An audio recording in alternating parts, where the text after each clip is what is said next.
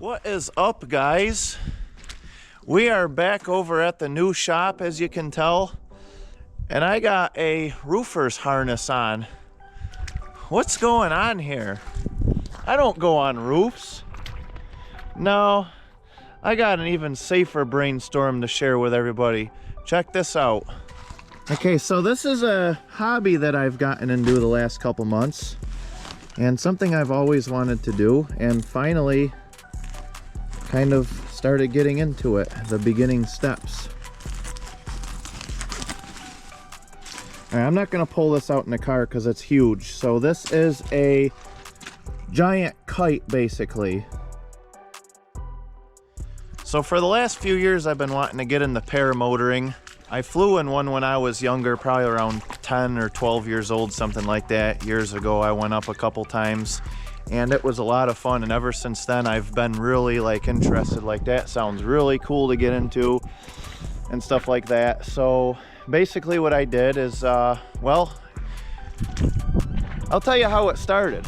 So I bought this piece of property a little over a year ago, and it's about 1,000 feet from that end of it to that end of it, part of it, way down there. You can't even see it so far down. And the wind blows just about directly through here. So if you're thinking what I'm thinking, that is the perfect runway for like anything you want to do. Kiting, flying, whatever. I mean, you could take a small airplane off from here. It's pretty good size. So basically what happened is that kind of triggered me. I said, you know what? I'm kind of interested in getting into paramotoring and getting into a little bit of that kind of stuff. So what better opportunity do I have? I have my own piece of property that's got like the perfect setup on it to practice on and stuff like that. So a couple months ago, I went out and bought a actual paragliding wing that's about 40 feet long. I am not going to get that out today, and you're probably not going to see that for a few months. That's actually tucked away right now. I had it out a couple times, and it's got some tangles in it. Basically what it is I don't really have a place big enough to unfold it and see what I got to work with. It's in pretty good shape, but it needs some untangling and some stuff done. I'll put a picture of it up right now so you can see what it looks like when I had it open in my place that I work at.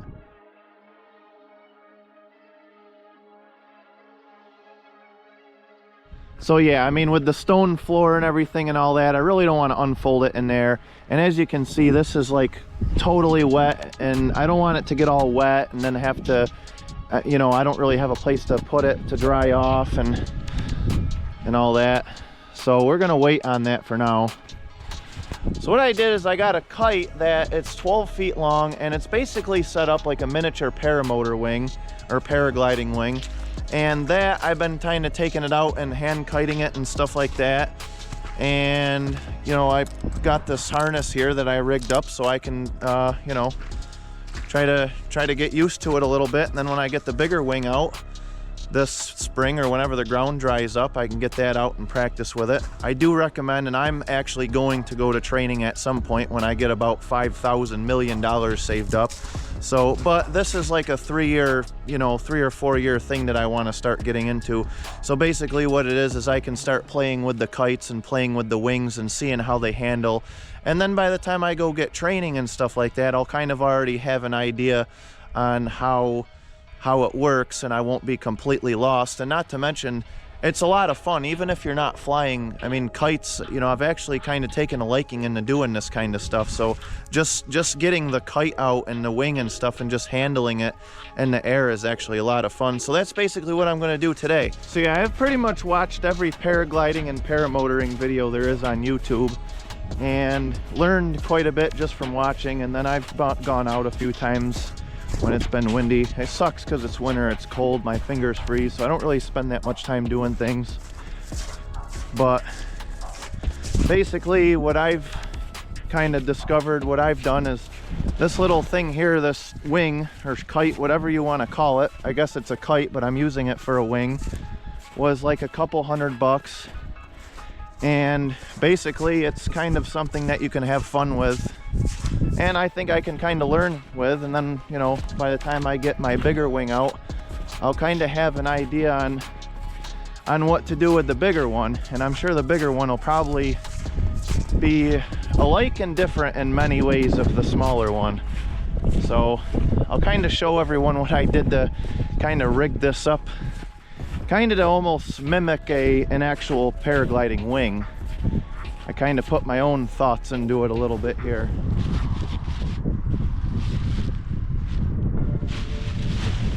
There it goes.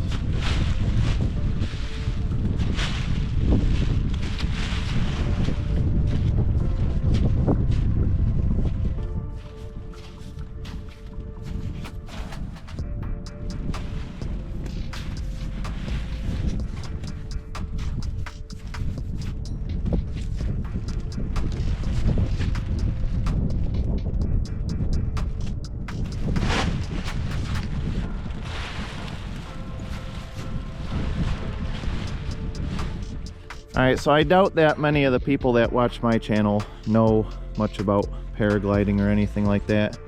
It's kind of something that doesn't really seem like many people do. So what I've done here is I basically took this kite apart and kind of made, I didn't permanently alter it, but I basically made risers like you'd see in an actual paragliding harness. I'm not really going to explain how a wing or anything like that works because there's already tons of videos. Alright, so basically what I did is I kind of made a riser that would go on my harness, and then I made brake toggles out of the other line. So these basically steer it. They pull down and deform the back of the wing, which steers it. And this is actually meant to be a kite, but it's big enough to where I can actually practice with it. So I kind of made these so they hook on there like so you can stow them. And so yeah, I'm gonna set this camera up and we'll kind of launch this a couple times so you can see how big it is.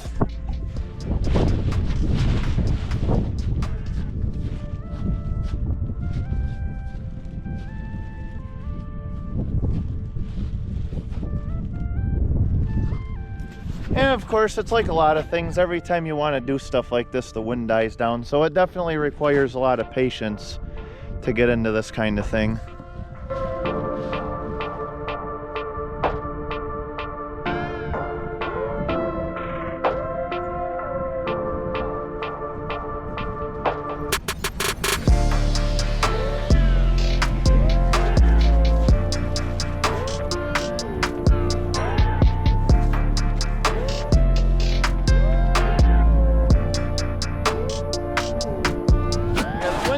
Going around between 5 and 8 miles per hour right now, and it's fluctuating. And yeah, there's really not a lot of wind for this because it's so small compared to a big one. It takes a lot to keep it flying, but it's still fun either way.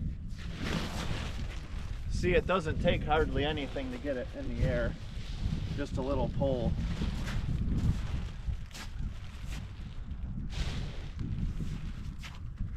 You know, the best place to do stuff like this is by a beach, so you get nice consistent air, because where we are there's a lot of trees and stuff around that's kind of causing problems, but it's still fun either way.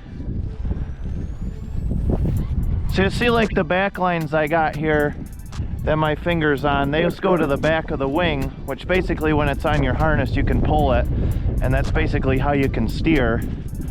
So I just have the whole thing with my hands right now.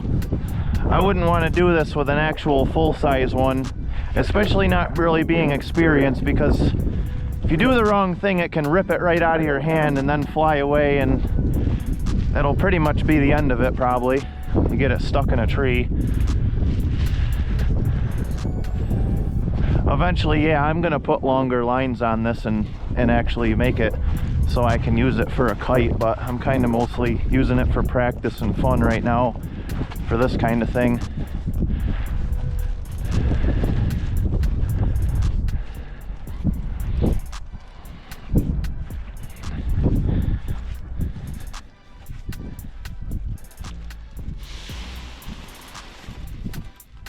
That's pretty easy just to bring right back to the ground. Now I'll try to hook it up to my harness. The wind's kind of dying out a little bit, so I think it's going to be a little difficult.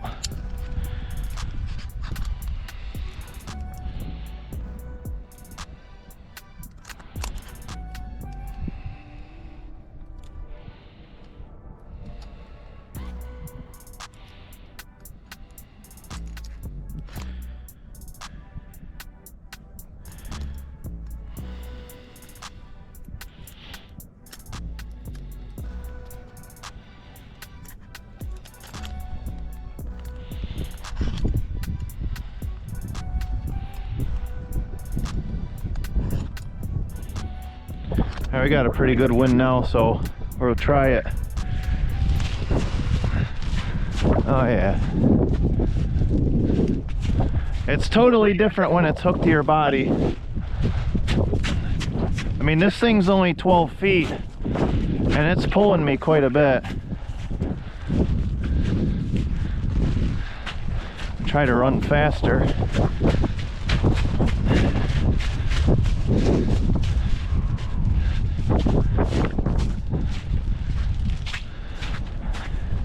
Now I'm just kind of pulling the, we're just gonna fall now.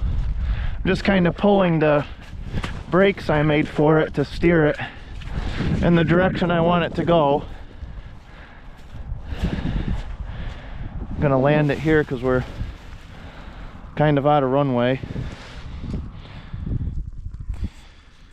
Alright, she fell and kind of got a little tangled up, so now I re-rigged it again. Of course, the wind is really dying out now, so it makes it tough to do this. You kind of got to wait for the perfect moment. It's like goes from nothing to like 8 miles an hour. So I got everything kind of straightened out again.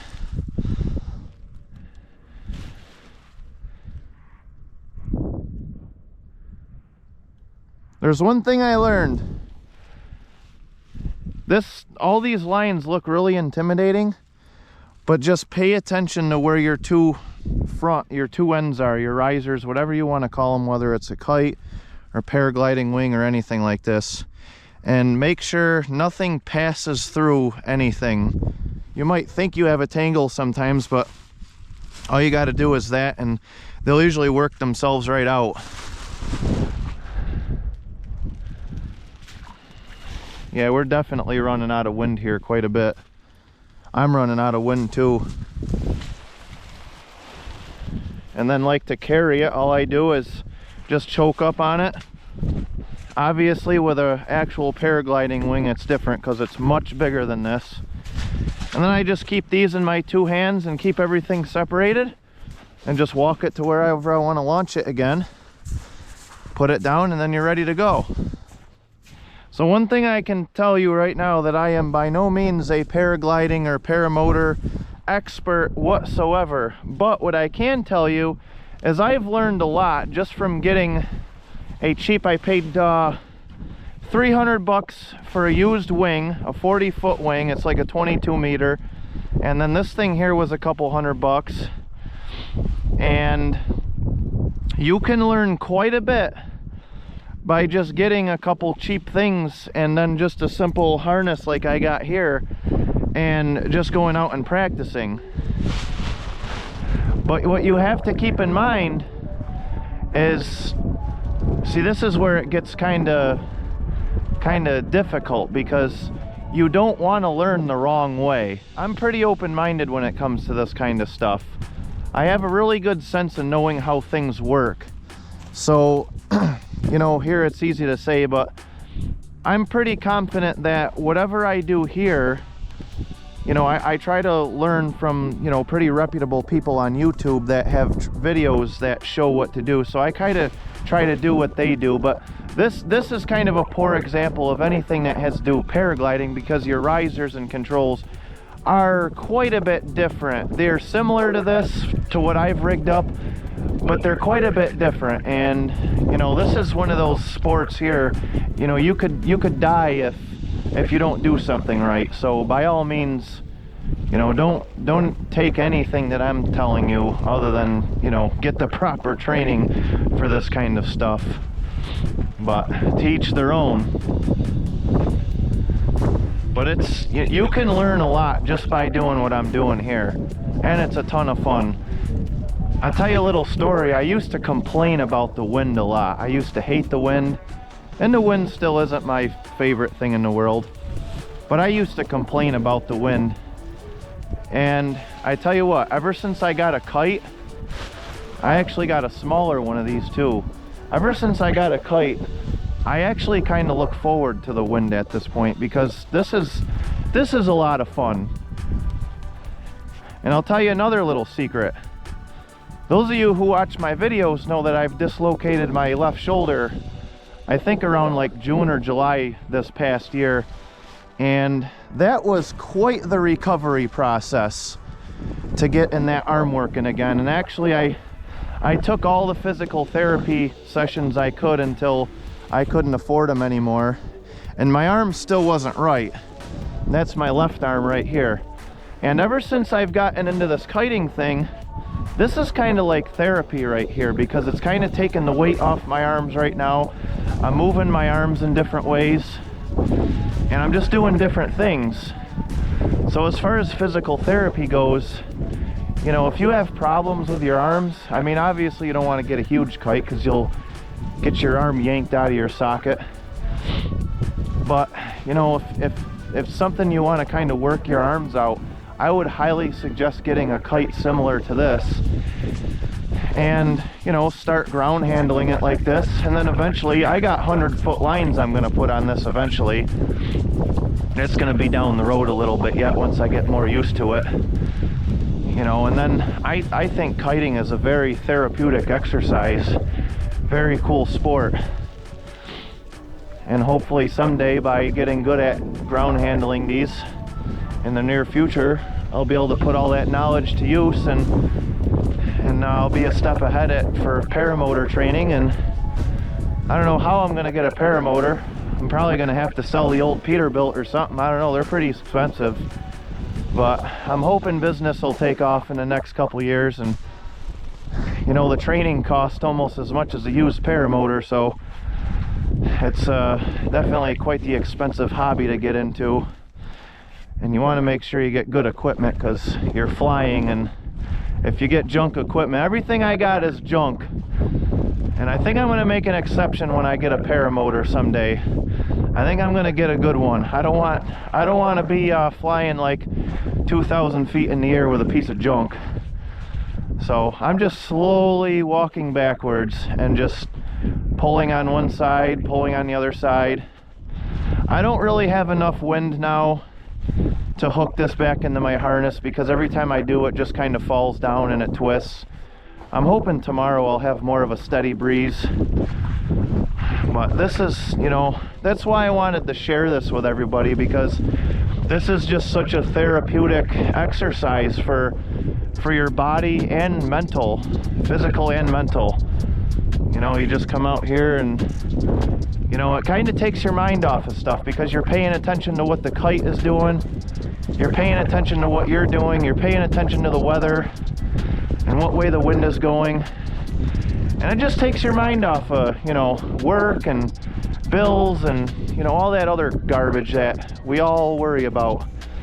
That's one thing that we have in common, I think everybody does, is worrying about the same thing. So yeah, this is, I could just do this all day. I mean, my hands are cold right now, but I'm having so much fun doing this that I really don't even feel my, yeah, we'll say it that way. I don't even feel my hands, they're so cold, but they're not that cold. It just, yeah, see, we're losing our wind now. That's pretty cool. You lose the wind a little bit and you give it kind of a little yank, and then it brings it back up above you. If I had more wind, if I had a lot more wind, this thing would be straight up like this. And then to land it, you just kind of let it fall to the ground.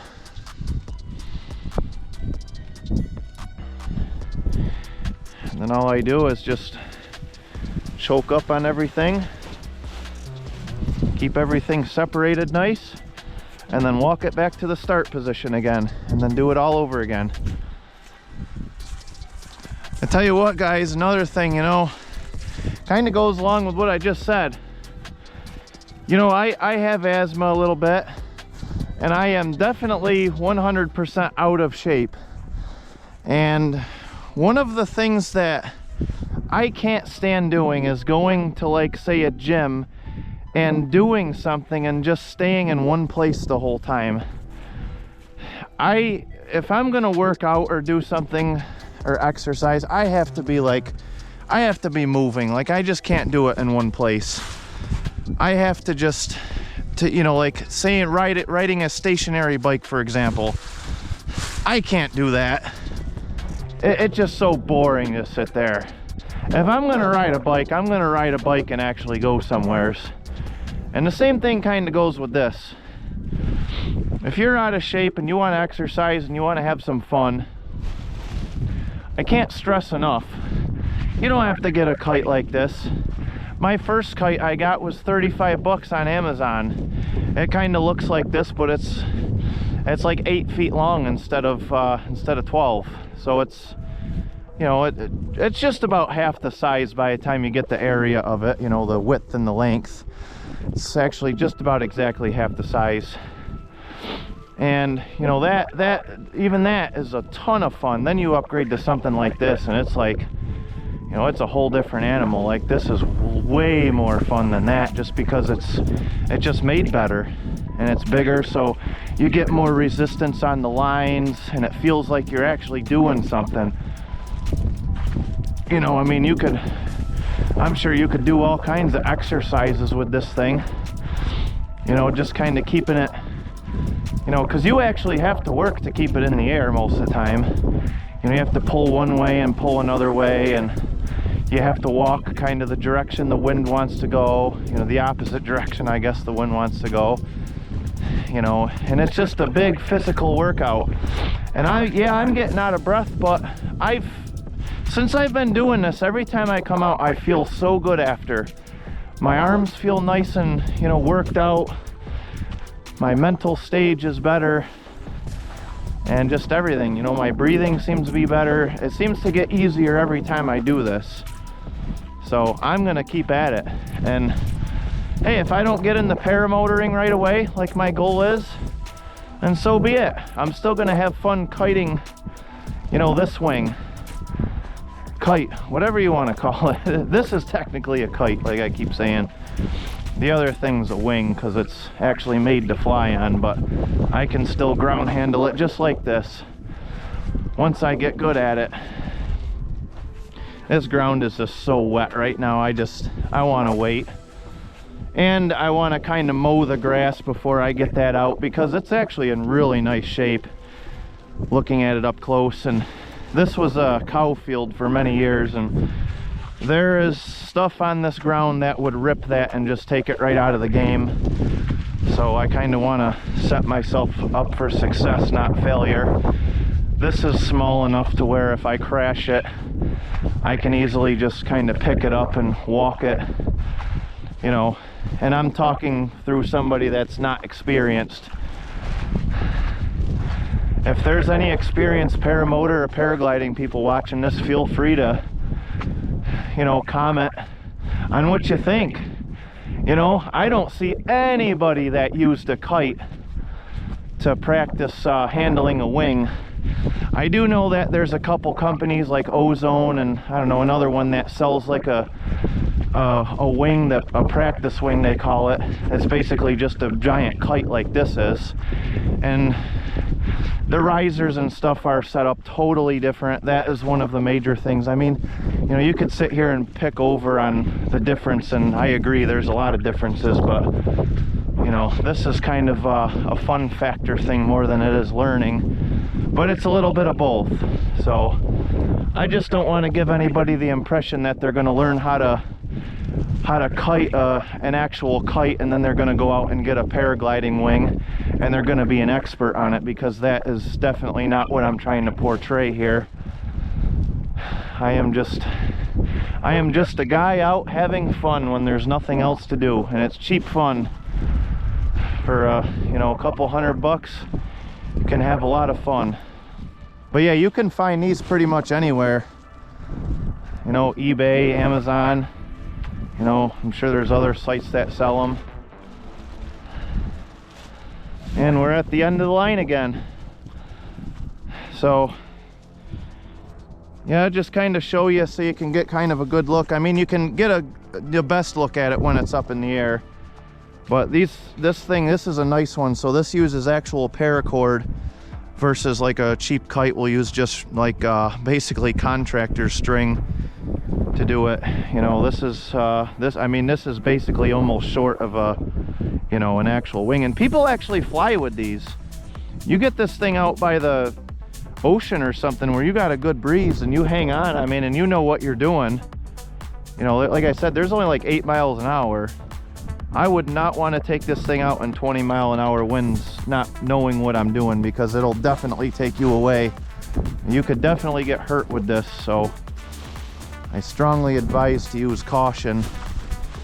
But all right, I feel like this video is kind of getting boring at this point, because all I'm doing is just talking about how much fun I'm having, and basically you guys are just watching me walk around with a kite. I'm sure my neighbors probably think I'm pretty nuts, but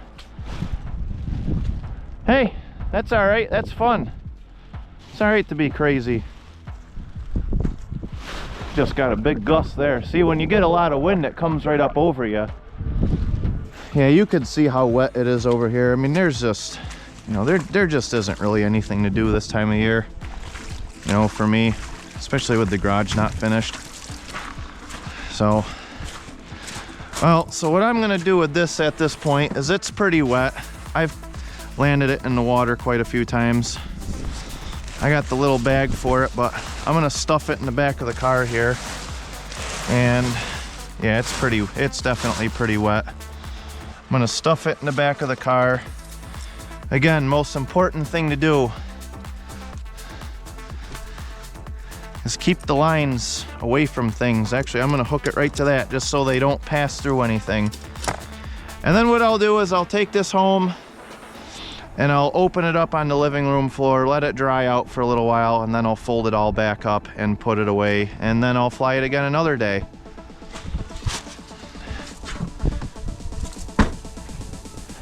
Well, we might as well go for a walk together to go get the tripod. But yeah, I am, you know, ever since I got this piece, you know, this was all grown up when I bought this property. This was all hay field and pricker bushes and all this.